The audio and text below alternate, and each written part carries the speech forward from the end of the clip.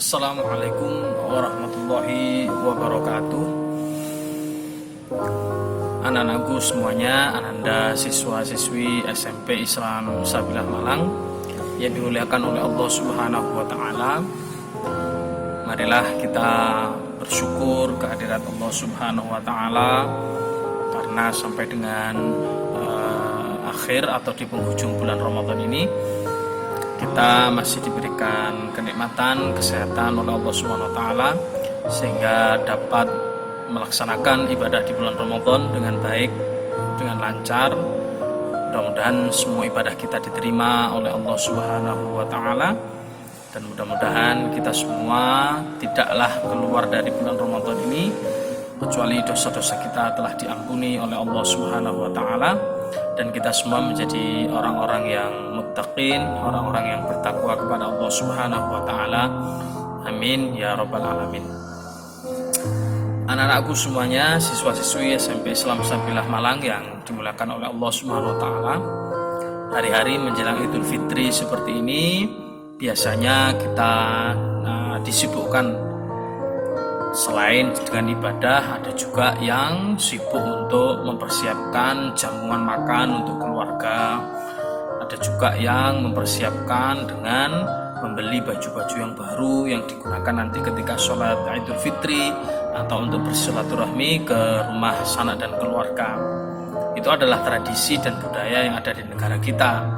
Dan Pak Bayu yakin Ananda semua juga termasuk yang mengikuti budaya ini tiap tahun, membeli baju baru, mempersiapkan makanan, saling berkirim parcel dan seterusnya.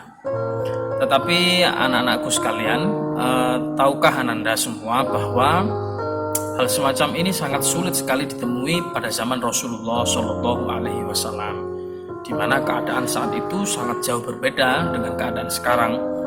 Tidak ada orang kemudian bermewah-mewah pada hari raya Idul Fitri atau kemudian membeli baju-baju yang baru. Hal itu bukan merupakan tradisi yang ada di dalam kehidupan Rasulullah SAW dan keluarganya. Namun terkait hal ini ada suatu kisah yang sangat menarik dan menyentuh hati yang Pak Bayu ingin bagikan, ingin bercerita kepada anak-anak sekalian mengenai kisah yang sangat mengharukan bagaimana Rasulullah SAW bertemu dengan seorang anak pada hari raya Idul Fitri. Nah, kisah ini cukup masyhur, diterangkan cukup panjang di berbagai literatur, di berbagai buku referensi agama. Suatu waktu ketika pagi hari di hari raya Idul Fitri, ketika Rasulullah berada di Madinah, beliau mendapati di jalan-jalan banyak anak-anak kecil yang mereka berkumpul dengan orang tuanya, mereka berkumpul dengan ayah ibunya, memakai baju yang baru, kemudian bermain dengan teman-teman sebayanya kesana kemari. Terlihat sekali suasana saat itu sangat berbahagia. Masyarakat sangat berbahagia, terutama anak-anak kecil juga sangat berbahagia. Akan tetapi di antara kebahagiaan itu ada pemandangan yang cukup menyita perhatian Rasulullah Shallallahu Alaihi Wasallam. Apa itu? Nah, di antara kerumunan anak-anak yang sedang bermain itu, Rasulullah melihat ada seorang gadis kecil yang murung. Ada seorang gadis kecil yang murung, dia duduk sendirian, wajahnya ditutup oleh tangannya, terlihat dia seperti sedang menangis. Maka melihat kejadian itu, Rasulullah langsung menghampiri anak kecil itu karena melihat bahwasanya kenapa dia kok bersedih sementara teman-temannya dia sedang bergembira. Kemudian ditanya oleh Rasulullah, wahai gadis kecil, apa yang membuatmu sedih, apa yang membuatmu murung? Ini kan hari raya, ini kan hari raya Idul Fitri, seharusnya kamu berbahagia, bermain bersama teman-teman kamu. Maka gadis ini dia masih tidak tahu bahwa yang menghampiri dan yang tanya itu adalah Rasulullah SAW. Maka gadis ini kemudian mengangkat kepalanya, kemudian mengatakan, saya telah kehilangan ayah saya. Saya adalah seorang anak yatim. Ayah saya meninggal karena mengikuti perang bersama Rasulullah SAW. Beliau terbunuh dan mati syahid. Nah, si gadis kecil ini belum tahu bahwa yang ngajak bicara adalah Rasulullah SAW. Kemudian Rasulullah mendengar jawaban tersebut, hati beliau tersentuh. Ya, melaksikan ada seorang gadis kecil yang dia itu tidak ikut bergembira pada hari Idul Fitri karena ditinggalkan oleh ayahnya, dan ayahnya ini ternyata adalah seorang sahabat yang ikut berjuang bersama Rasulullah Shallallahu Alaihi Wasallam. Maka Rasulullah kemudian menghampiri anak itu, dielus-elus kepalanya, menenangkan anak itu dan mengatakan, wahai anakku, maukah engkau menganggap bahwa aku ini adalah ayahmu? Anggap saja aku ini ayahmu. Aku ini adalah ganti dari ayahmu. Sekarang saya akan menjadi ayah kamu. Dan maukah engkau kalau seandainya Sayyidah Fatimah putriku itu menjadi kakak kamu? Dan maukah kalau seandainya Sayyidah Aisyah radhiyallahu anha beliau menjadi ibumu? Maukah kamu menerima tawaranku? Kata laki-laki itu. Maka si gadis kecil ini kemudian curiga, ini orang siapa?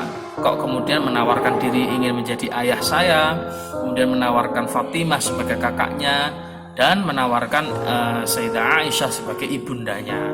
Maka Rasulullah kemudian mengatakan, aku ini adalah Rasulullah Muhammad Shallallahu Alaihi Wasallam. Maka gadis itu pun kemudian terharu, dia menangis, dan dia memeluk Rasulullah Shallallahu Alaihi Wasallam, dan tentu saja langsung gadis itu menerima dengan senang hati tawaran Rasulullah Shallallahu Alaihi Wasallam. Maka kemudian diajaklah gadis ini pergi ke rumah Rasulullah Shallallahu Alaihi Wasallam, dipakaikan pakaian yang baru oleh Rasulullah Shallallahu Alaihi Wasallam, kemudian diberi jamuan makan, dijamu layaknya tamu yang istimewa, dianggap keluarga, diperkenalkan dengan keluarga-keluarga Rasulullah Shallallahu Alaihi Wasallam.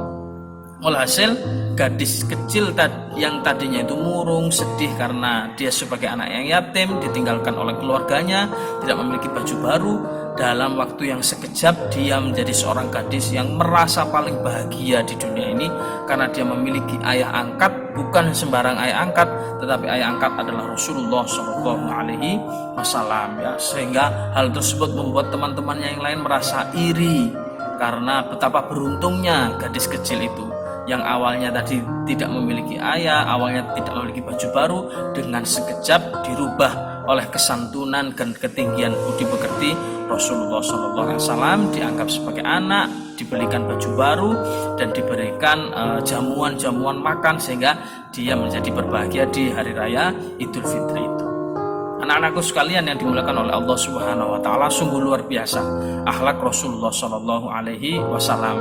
Beliau meskipun kepada orang yang tidak dikenal, tetapi mengetahui bahwa itu umatnya, beliau rela, beliau berkorban untuk membahagiakan orang tersebut, apalagi apabila itu adalah anak yatim.